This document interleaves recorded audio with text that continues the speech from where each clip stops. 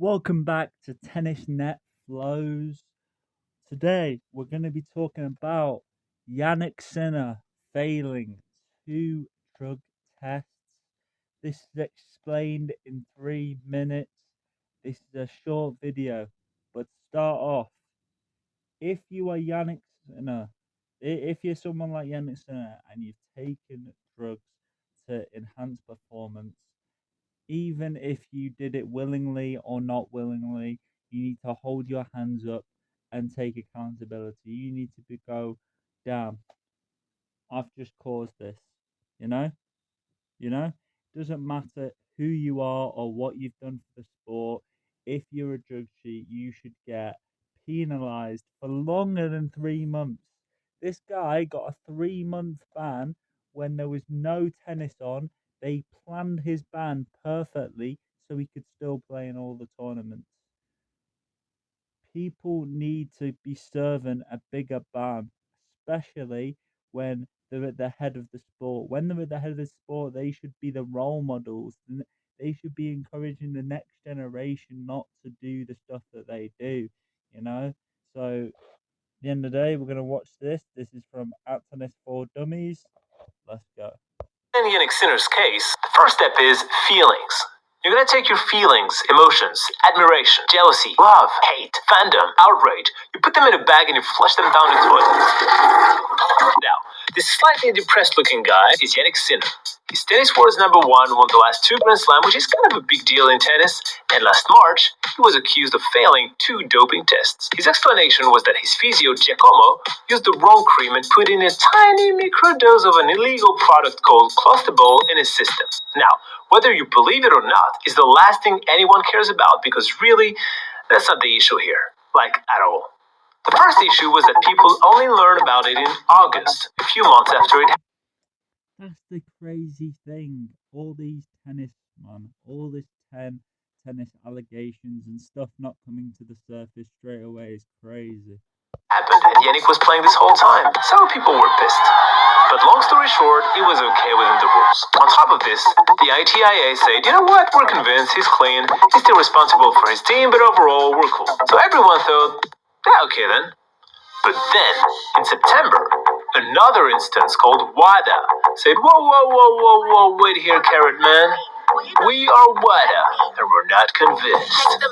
And WADA say they wanted him banned for 1 or 2 years. Or nothing. Problem is, they quickly seemed to realize that it was most likely going to be nothing. So they started to have second thoughts, and their balls started shrinking. You're having second thoughts, and your 2 little balls are shrinking with you. And they went back to Jannik's lawyers like, that is crazy. This guy's videos are actually cool. Want to talk? And Jannik's lawyers were like, for sure. And they negotiated a deal that, wait for it, not only enables Jannik to be banned for literally the least important part of the season, but pretty much enables him to come back fresher than... Literally. So Sinner's break was literally when there was no tennis going on. And before, on the most important tournament in his own country. The only thing missing from this deal really is a big kiss and an ice cream with a cherry on top. Now let's be clear. The problem here is not Jannik Sinner. Some people might think he's to tennis what Droopy is to Bachelor Party, what Ned Flanders is to The Simpsons, what a screwdriver is to swag, what 3 hours lounge playlists are to real music.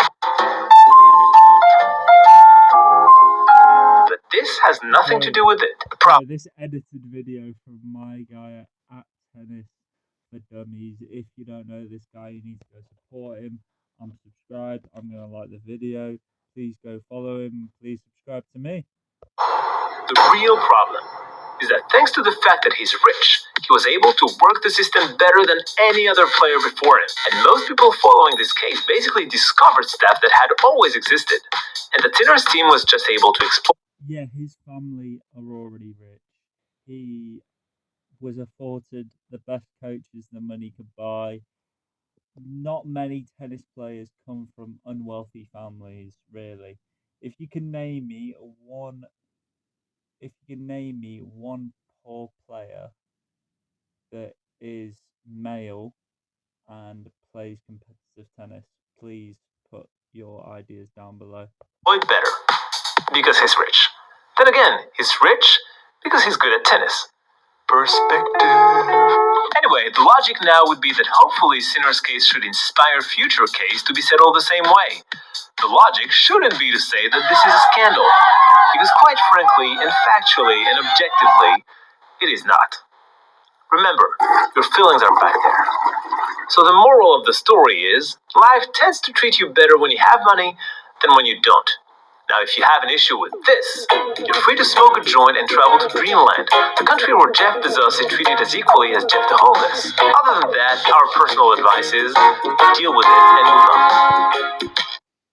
That's crazy. That's crazy. But he's definitely a drug cheat, okay? The evidence is pointing to him being a drug cheat. And yeah, if you watch Jannik Sinner and you start to admire him, go watch Alcaraz or Djokovic, someone of the sport that has never taken drugs or dopamine before. Anyway, thank you for watching. This has been Tennis Net Flows. And we've got other bangers dropping soon.